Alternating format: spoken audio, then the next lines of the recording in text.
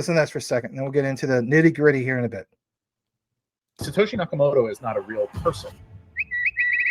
It's called Copa versus Wright, the most important trial of our time. Is Craig Wright Satoshi Nakamoto? Craig has claimed to be the founder of Bitcoin and Satoshi himself. You know, there's so much money involved. I'm surprised somebody has been killed yet. Well, the identity of Satoshi Nakamoto, the creator of Bitcoin, will be determined February 5th. It seems like Craig, if he is Satoshi, he hasn't done himself any favors providing documents which might not be Mona Lisa authentic. Like, some of these forgeries are so bad, but the way that you would discover that they are bad is using methods of cyber forensic that Craig himself likely invented. They want to prove that he is not Satoshi Nakamoto. There's too much smoke for there to not be fire. Jack is the exact opposite. I think Jack Dorsey is pure evil. No surprise that he's a major funder of this Copa case. I feel like Craig is a big obstacle in the way of Jack ruling the world, which is why Jack is putting a lot of money into Copa.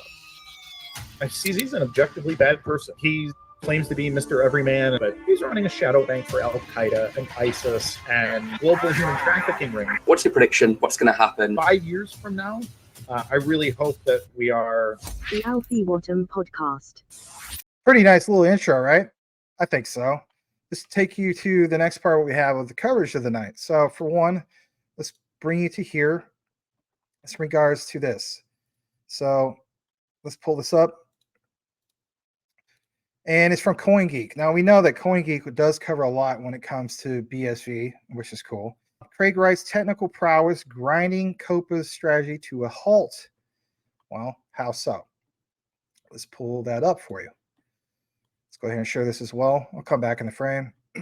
So, straight from CoinGeek, this is new. And it basically shares a few key things here.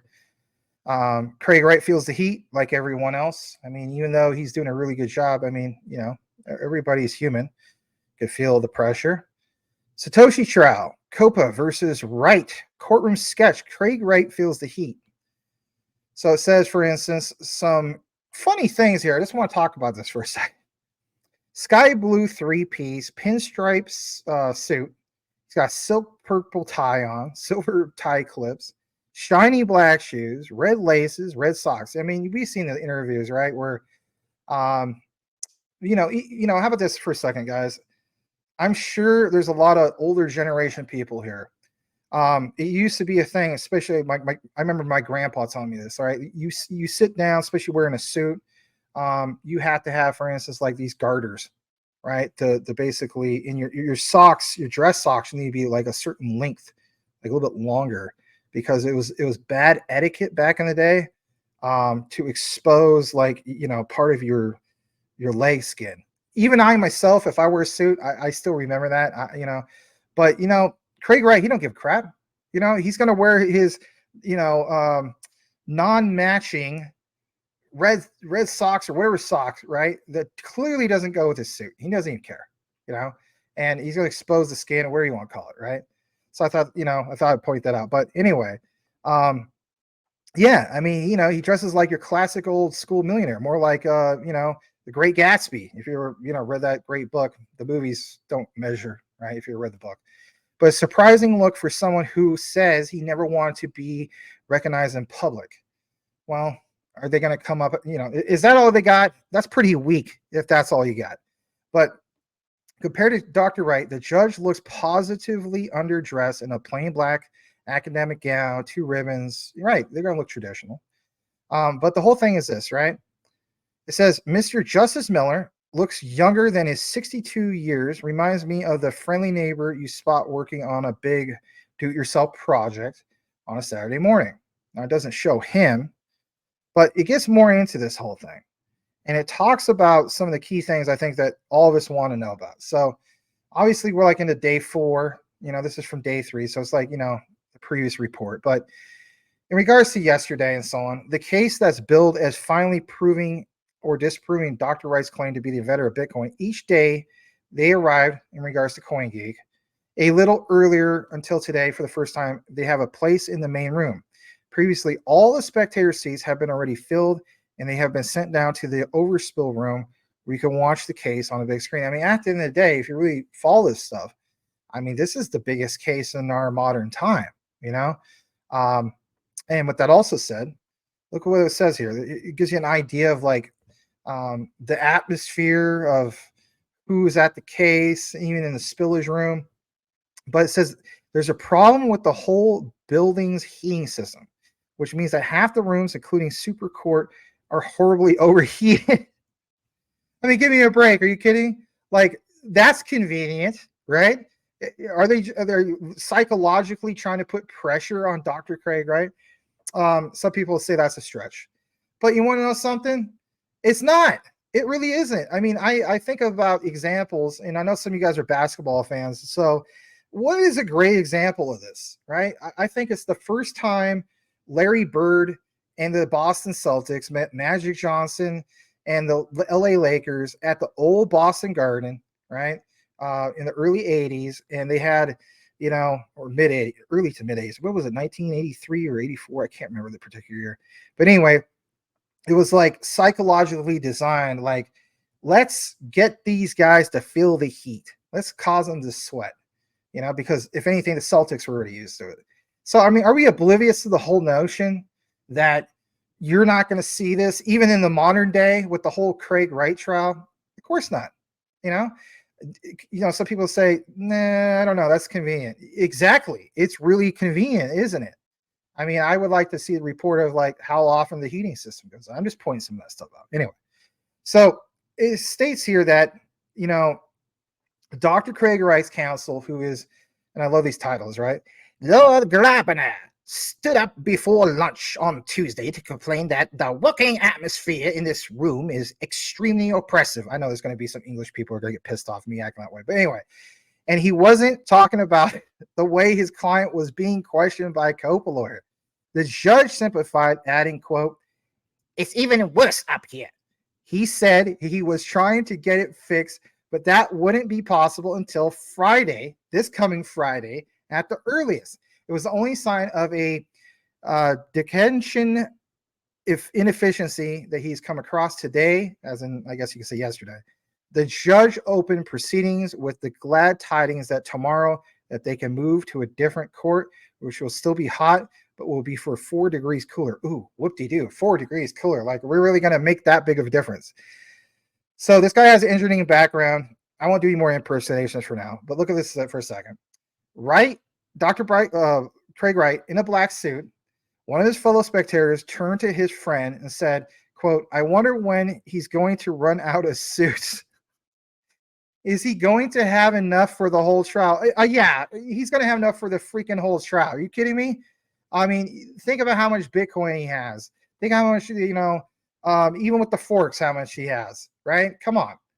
Now the morning is over and he's in a cafe across the road surrounded by lawyers. The conversation drifts, right? You kind of, you know, you can hear it passing through. You're enjoying your latte or regular coffee, what the heck you're drinking. And gets to the next table, and then you hear, well, that's the most omitted section of the CPR. And he heartily, you know, laughed, and it says, "You need years of training to find that funny." But the key thing is everybody's talking about this, right? Even at like the coffee shops and stuff like that. You may not think it's a mainstream thing. I mean, you guys feel as though it is, and I think it is too. But I think it definitely even stands out even that much more when it comes to the UK, right? So there's more of this questioning, and then it gets into some of the nitty gritty, if you will. So the morning saw Jonathan Hugh Casey questioning Dr. Wright on behalf of the Copa, the alliance of companies who are his opponents. Says this is the only this is the only second of 6 days, where he'll be on the stand. A pattern soon emerged, which goes something like this. Question. This is one of your reliance documents, Dr. Wright. And then he takes the documents, he puts it forward to his claim of being like Satoshi Nakamoto, right? Like, you know, you claim you're this. Here's the documents. Immediately, Dr. Wright says yes. Like, you know, doesn't hesitate, just says yes. Question. Our forensic expert says its metadata shows it was written later than you are claiming. It's been manipulated and backdated, hasn't it? Now, I will show you a reference later on in this outline tonight from Craig Wright himself from a few years ago, but that is going to pound home this question. Answer, no, Your expert, listen to this. I just love how he just like, he doesn't flinch. No, your expert hasn't been trained on the right software and corporate systems. If he'd only done some experiments, he'd see what would happen or what happens when a document like that is run with software X, Y, or Z. And/or I have only presented these documents for their contents to show my thinking before the creation of Bitcoin. My staff have been using them for years, and they have been sent to the lawyers from the company computer network or individual staff laptops. So of course their metadata shows that. All right, let's hear the other response. All right, here's the question. Can I put it to you that is just, quote, a tissue of lies? It, like, what I can read that. It beggars belief. This is another fairy tale story, isn't it, Dr. Wright? And of course he responds blatantly like, no, nothing to add on more to it, just no.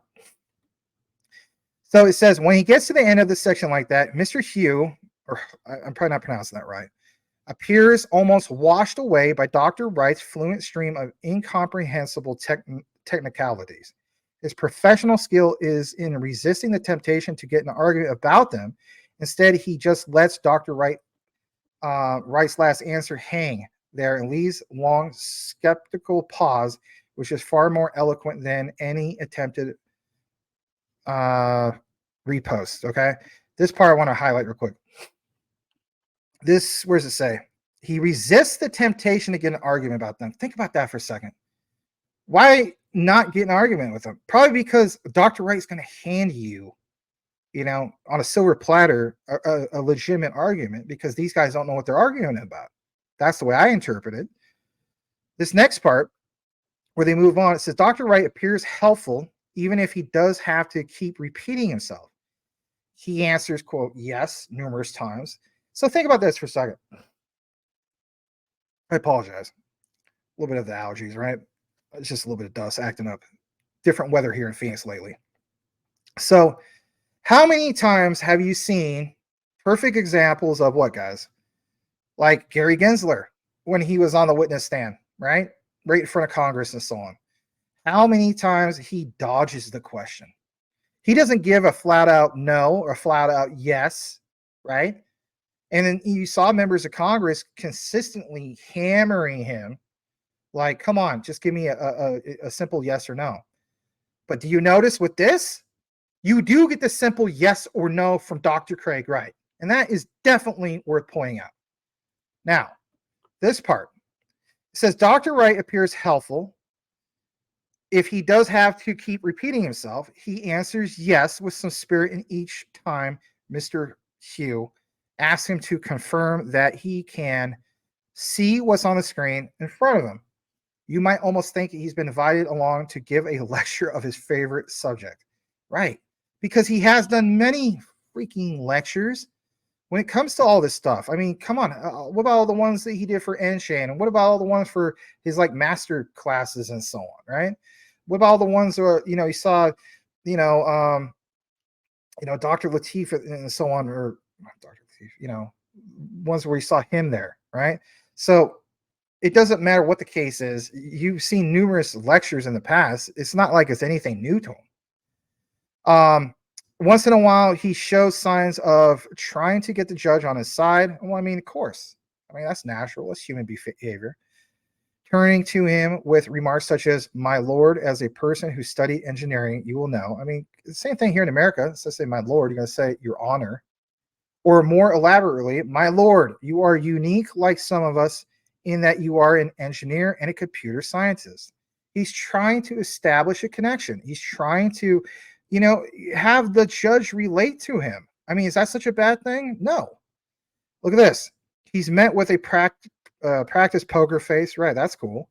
The Honorable Sir Edward James Miller takes in all in his stride, standing throughout proceedings behind his 6 screens.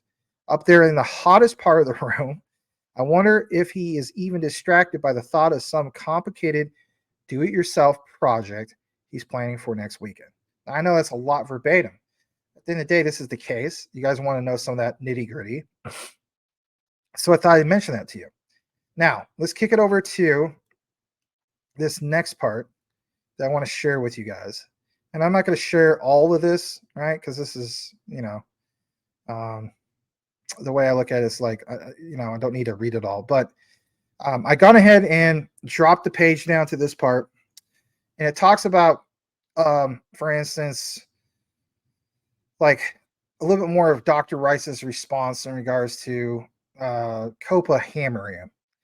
So it says, for instance, the simple revelation is that the enterprise version of the Grammarly software, which was not referenced by any expert in the case, automatically leaves these timestamps whenever the document is open, which naturally happens repeatedly in the course of discovery and trial prep. On a Wednesday, yesterday, Dr. Wright and the court were shown a pre-Bitcoin network analysis and modeling paper containing connections to Bitcoin theory. Copa'S says this document is manipulated because the metadata shows its last editing duration. It sees its last saved date.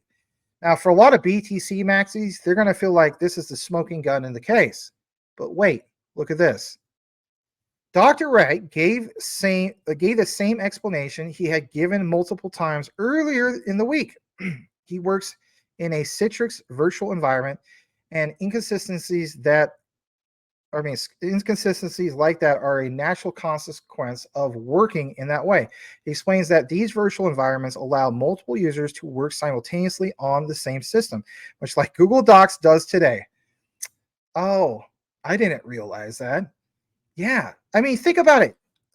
How many times, maybe some of you guys have never done the whole office environment thing. You're, more of an outside person, but I almost can guarantee a lot of us can relate to this, right? So even myself, right? Like, I can have like a Google document and then another member of the team comes through and they do a little update on it and so on, right? Or how about this? If you guys ever use, like, for instance, a repository, you go in and it's the same type of concept, right? There's somebody else that has access to it. You all update it at once. One person puts an update, but it doesn't necessarily mean that it overrides everybody else's thing or whatever work that person did who's also into the file. You're going to have, problems. Like, they're called SVNs, if you know what that is. So, yeah, it says in the context, saving can't be thought of in the same way it does when working solely on physical machines. Dr. Wright also took a chance to point out, as he did on his first day on the stand, that none of the experts appointed in this case have the expertise to draw these conclusions. I kind of, I don't know if you ever seen a movie like, My Cousin Vinny. If you remember right, Vinny's, I forgot the girl's name, but, it was Marissa Tomei's character. She, the prosecution had an expert witness. I was supposed to be this expert on cars. And it was like, what was it? The 1967 Pontiac versus, I forgot what the other one. I've seen that movie like 1,000 times, but I forgot. But the point is, they're trying to make the case that, the wheels or the tires don't spin a certain way and leave certain trend marks. And she was like, actually, they do. It's an exact match. Here's why. So, I mean, again, back to so-called experts. And Dr. Wright does a great job of pointing out that, neither expert is qualified in Citrix, and they are unqualified to make the claim. Why? Because they never worked on this stuff. They're not about it. They never have been about it. They never been in it. All they know is what they think they know. And at the end of the day, when you think about that, what does that create, you guys? That creates reasonable doubt, right? And if you have enough reasonable doubt, I mean, for example, I don't know if it's the case in this, but, like a jury, that's all a jury needs is reasonable doubt. So I think you already have that. And to already have that on the third day, that's worth mentioning. So it says early in the trial, he had made similar complaints about the experts appointed by both Copa and his own legal team. Neither have qualifications, again, pounding this home again, in virtual environments such as Citrix, nor documents forensics. One of his own experts, who's Spencer Lynch, included Dr. Wright, said that Lynch doesn't meet even the most basic level of forensic certifications mandated by the U.S. government, for example. So if your reference is the U.S. government, and you're like, yeah, we're going to have some guy, come down to this trial and he's going to tell you how it is, and he can't even meet that basic, like, everything they're throwing at Dr. Wright, he just keeps coming back. And wow.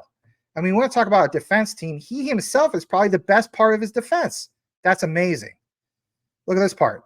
The judge challenged Dr. Wright on this briefly, effectively asking Dr. Wright why he didn't tell the lawyers to pick an appropriate expert. Dr. Wright referenced that in his case had been handled between multiple law firms at the late stage in the pretrial process, making it difficult to change course. I mean, I guess that's worth pointing out.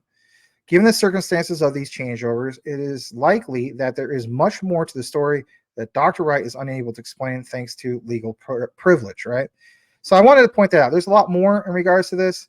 Actually, I'll point this part out too. This is a good one. And then I'll kick to the next part. It states here that Wright also refuted some more things.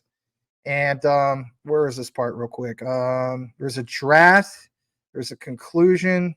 It was about the diagrams in the Bitcoin white paper, ending up going to the implication that this is the result of converting the published PDF paper to another format. Right. They're saying that the reason why this was put to another format is because he manipulated it. Right. So here's a response to that. Because some of you guys on X have, I've seen it on X. You guys have pointed this out. Not necessarily you guys here in the audience, but, some people. So Dr. Wright, refutes this. He says, quote, there's a couple of problems with that. For example, the diagrams are not an embedded object in the Bitcoin white paper. It has searchable text because it is a latex created document. If that was the case, it would not come up as an object file because you have searchable text. I mean, for him to have to even explain that, right? These guys clearly haven't crossed their T's and dotted their I's. I mean, like, you had all this time before trial to, lock and load your, I guess you could say, your prosecution team. And this guy, every single time they throw something at him, he comes back with this.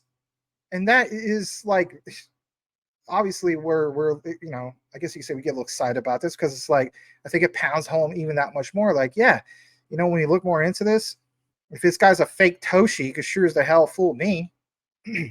Dr. Wright even issued something of a public challenge, inviting anyone to open up a published final copy of the white paper PDF. I love this.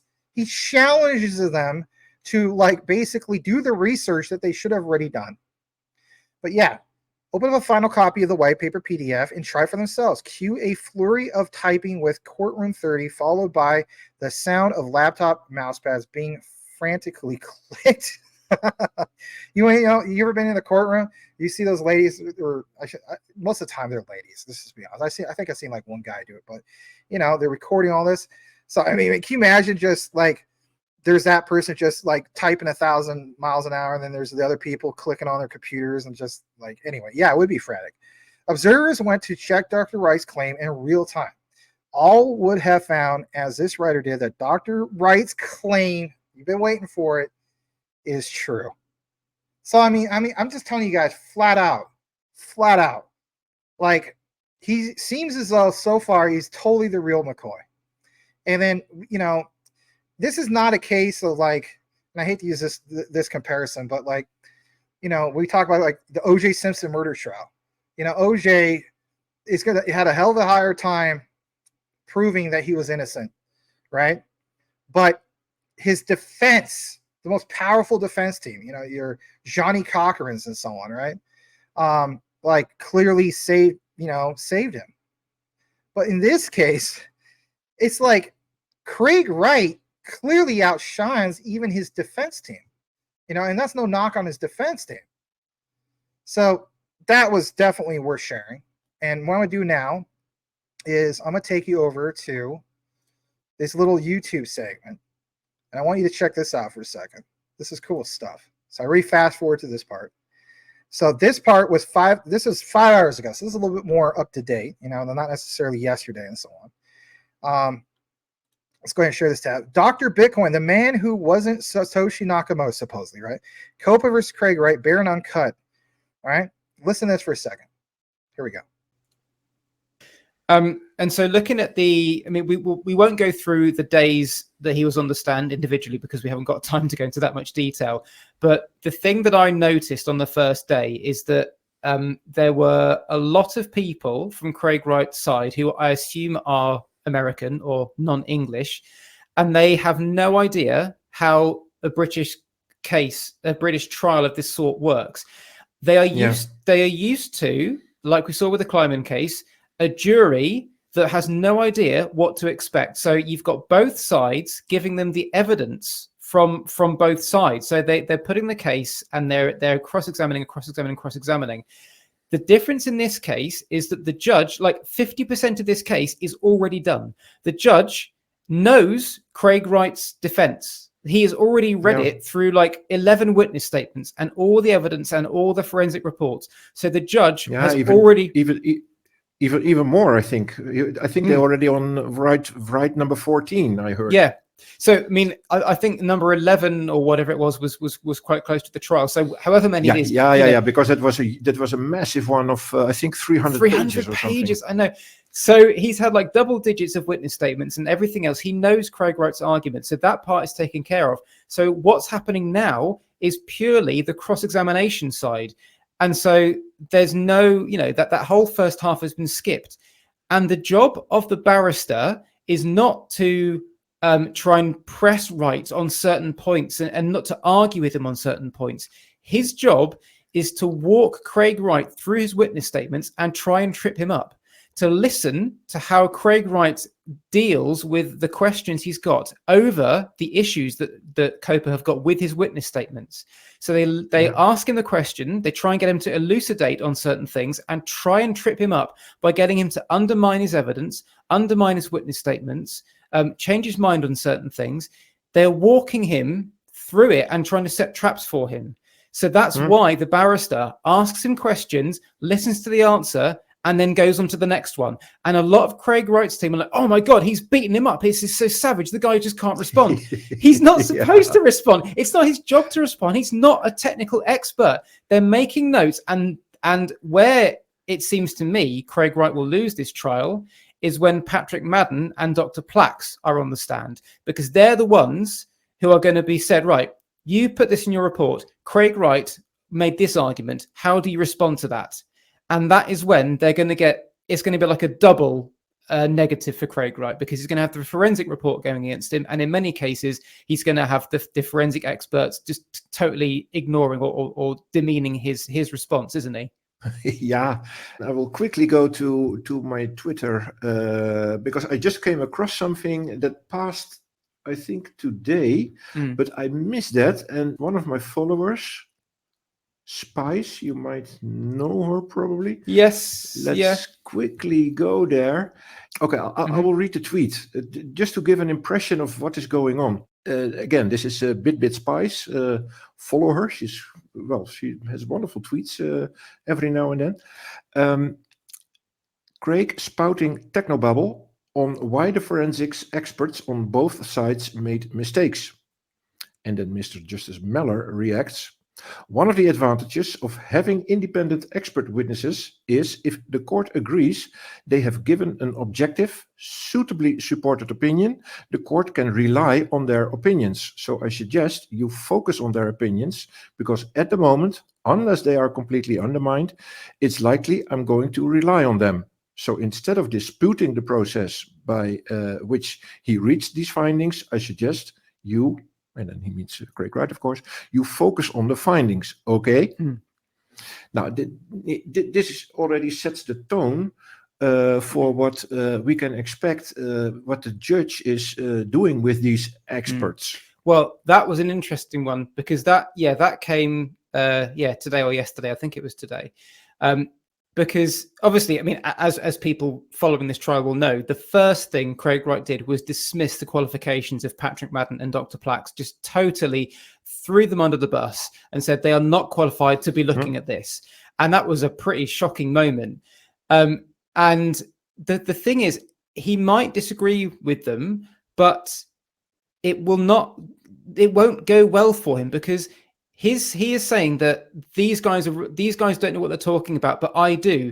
but his evidence, his testimony is not going in as evidence. He can rebut all these things as much as he wants, but his home tests of all these different platforms, I've done it on my phone, that is totally irrelevant. The only thing that's relevant is what is written in those forensic reports that, as you say, the judge is going to be looking at. Okay. So that's obviously the other side, right? Like we always got to look at the other side. It's not just, rah, BSV. Okay. So look what what that gentleman just said, or, listen to that. We just did. Remember what he said. I think you still do if you've been paying attention.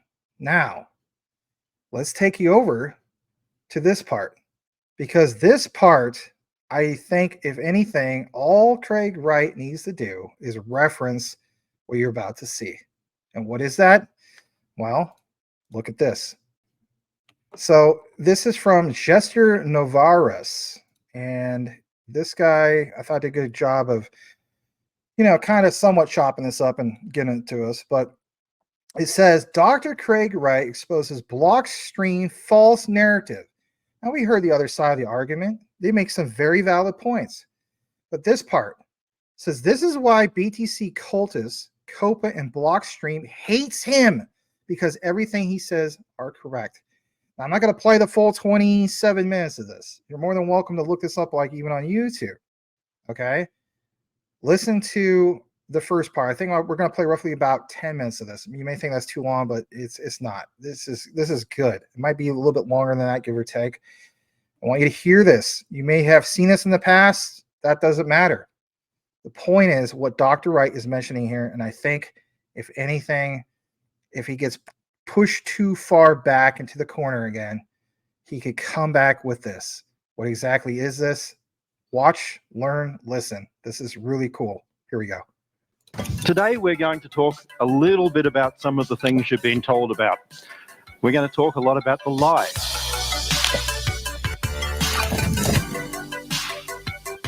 We heard on Samson's talk about how money was a store of value first, how it was used because of barter. Bullshit. Very simple. It was never used in barter, and it was never a store of value.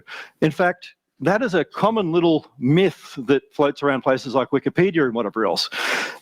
Yes, I actually have multiple doctorates, and one of them is computer science and economics. So I have a little bit of knowledge about economics. I've also got a master's degree in econometrics, and oh God, I've got 10 masters, so I won't list them all and bore you. Now, at the end of the day, what do we have? We've got money. What is money? Early forms of money were credit. At the end of the day, there was some form of doing that. It's all stored value, but stored value not as a store of value, but as a means of exchanging value. So we're going to talk a little bit about these things and open up some of the things about Bitcoin so that you can understand, because the power of Bitcoin is within Bitcoin. That's our big lie we've been told. We've been told, oh, Bitcoin's broken, right back from selfish mining and all these other things. All the lies designed to take away the power of Bitcoin and basically tell you that it needs to be fixed, that a bunch of technocrats need to fix it, centrally planned, because we can do better. We can make it better. We can just sit there like every other technocrat and make it better.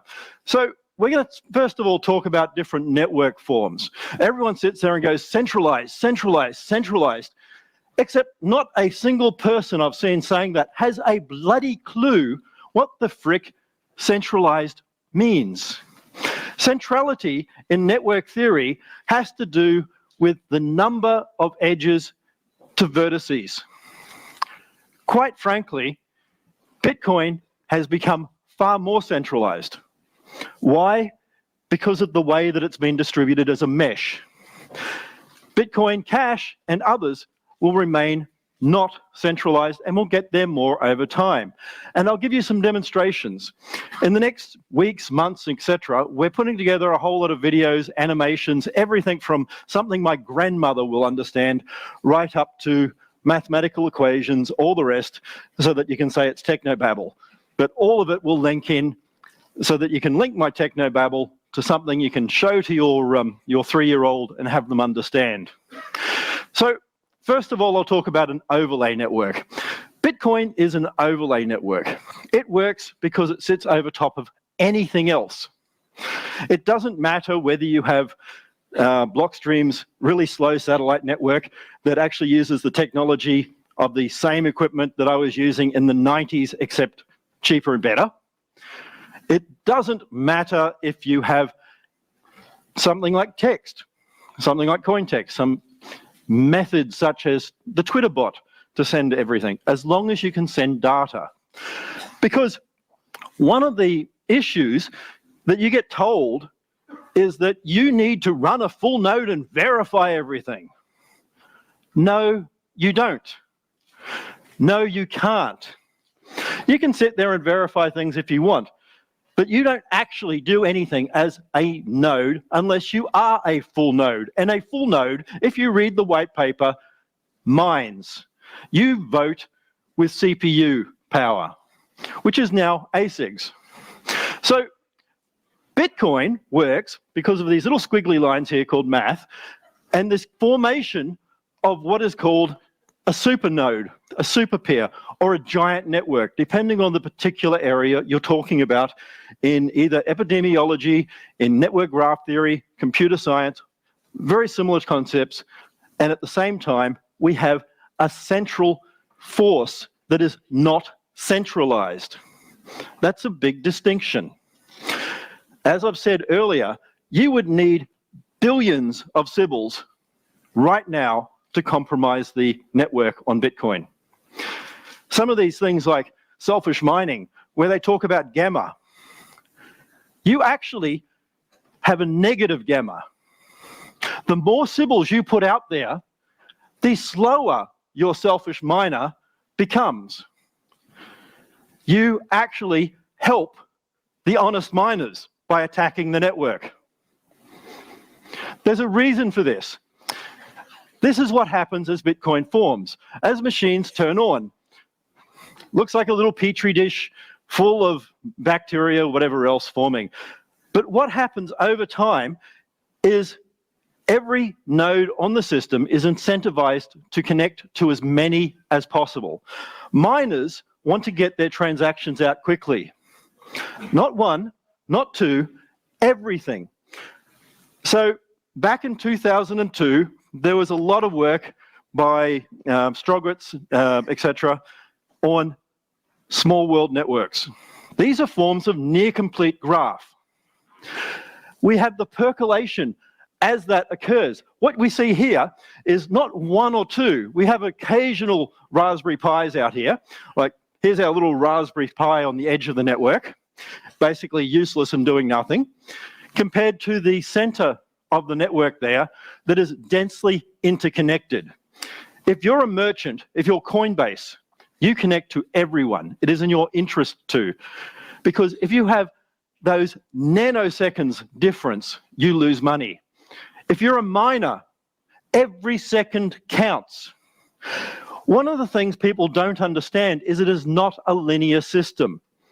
That means there are not equal numbers of 20-minute and 4-minute blocks. There are more 4-minute blocks, way more 4-minute blocks than there are 20-minute blocks. That is the nature of an exponential distribution. Lots, little. That's how it works. Over time, what we see is a dense, highly interconnected, basically group of nodes that connect to every other node on the network. On a ring format, this is the same thing.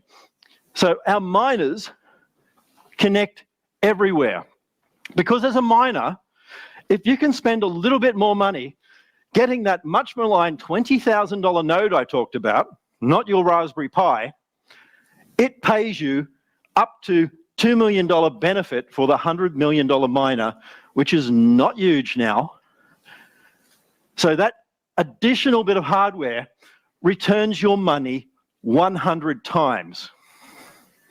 I'm sorry, anyone who runs a business and realizes they can get a 100-time return on money, anyone as a business person, have a guaranteed 100 return on money, 100x, put your hand up if you won't take that opportunity. Well, I got one, but that's fine. There's always one. Compare that to Lightning. Lightning and other things, and how people think Bitcoin work, is a mesh. This is how propagation happens around the Lightning network. Basically, notice as we're waiting here, and say we've got something on the other side of the globe, eventually it'll get there. So we've sent our transaction, and we're up the other side of the earth, and it's really nearly instant eventually. I'm sure it will be instant. Oh, here it goes. There we go. Instant, sort of, not. Bitcoin is that. That is the actual sort of model of how Bitcoin works. It is hugely degree-centered. As it forms, everything pulls into a tight ball. Every machine connects to everything it can. It is known as what is effectively called near complete. You connect as much as possible as a miner because you're incentivized to. Now, what this actually means is we start connecting all over the place. So we are resilient because we connect everywhere. So here we have our network structure. We have our miners and our users, and they're all connected in a big mesh. It's a small world network mesh, though. So when people start getting there, and we even have a few disconnected areas because we're going to say it's early on and not where Bitcoin is now, we have our users there, and someone will send a transaction. Once that transaction propagates around the network, they go to multiple parties. So the user sends, and you'll notice the miners now nearly simultaneously have that, and then bang to the rest of the miners. The network distance in Bitcoin is 1.32 plus or minus 0.7. And I'm sure a few people who actually understand graph theory will understand that a distance of under 2 is remarkably small. What it means is we send a transaction and it just gets there. Bam, sent, done. That's it. There is no way to compromise it. Now, I put out a post that some thought was to do with April Fools, whatever else. BIP 70. If I give a transaction and I send it to the merchant now sends my transaction onto the network. The merchant decides when. If you're going to double spend against me and you do it before I do, I as the merchant detect you. I can do it in milliseconds. If you do it after me, you lose. Here's the thing. You cannot preempt and time something I as the merchant will do with someone on the other side of the earth. There's no need for me to know this because there's no way you can preempt it. You're always after. If I hit the button, you hit it next, you lose. That's why Bitcoin works. No matter what, you lose. The way that this works on this network is each of these nodes send out a hash. It basically pings the other nodes and it self-forms every transaction and every block. There is no routing details. Every single transaction in Bitcoin remodels the network. It then sends. Because of that remodeling, it is optimally efficient. Bitcoin does not scale at all these BS sort of n squared type things and whatever else. When you're talking about miners, Bitcoin is sublinear, not linear, sublinear. At scale, it grows faster than linear in sort of curving down. It actually gets better the bigger the network is. So That's some of the stuff we're releasing shortly. My main key takeaway of all of this, all right? So Copa, obviously, one of the main goals is to show this guy is a charlatan. He's a fraudster and so on. When you see something like that, where it's like he defines what real Bitcoin is, Dr. Craig Wright does that. He has numerous outlines to further solidify his reasons or reasoning for that. If you have another side that is trying to set their narrative of, this guy is a fraud and here's the reasons why, then you have him do these lectures and explain it in detail of what real actual Bitcoin is, because who better to understand it than the creator? That's what I go by. And with that said, for all the ones that say he's not the real McCoy, the way I look at it is we can agree to disagree. At the end of the day, I understand there's even people part of our community that, feels as though he is. I always go back to, the evidence as far as what Bitcoin really is. And when we go more back into it, especially when it comes to the white paper and all that, it's like, okay, people can say whatever they want about this guy being a fake. But BSV in itself does seem to be the original Bitcoin. So if it is the original Bitcoin and it's doing all this scalability, teranode millions of TPS, and get to this next part of billions and even trillions of TPS, and you have the likes of your Michael Saylors and whatnot, hoping that, these block sizes are going to be a lot bigger for the future and never sell your Bitcoin because it's going to be worth more than anything gold can be. And it's like, well, guess what? That's not going to happen with BTC. There's no way, because of block size limitations and all the other evidence that we gathered. I think at this point, for me personally, it's just a matter of what tech is going to survive and, be the one that is going to move forward in regards to innovation. I have nothing against BTC. There's still value there. It could very well do some big things in the bull run, right? A lot of people feel that way. But if I'm going to pick the one that is going to be the real true innovator and is going to really put a huge dent into this whole concept of true decentralization, then it has to be BSV. And if anything, we'll continue to continue with the coverage in regards to BSV as much as we can. So with that said, I appreciate you guys tuning in tonight for the coverage in regards to the Copa trial with Craig Wright. And if anything, listening to, a little bit of a lecture from the past from Craig Wright. I think at the end of the day, when it comes to push comes to shove and he is being pushed back in the corner, all he has to do is share some of this stuff.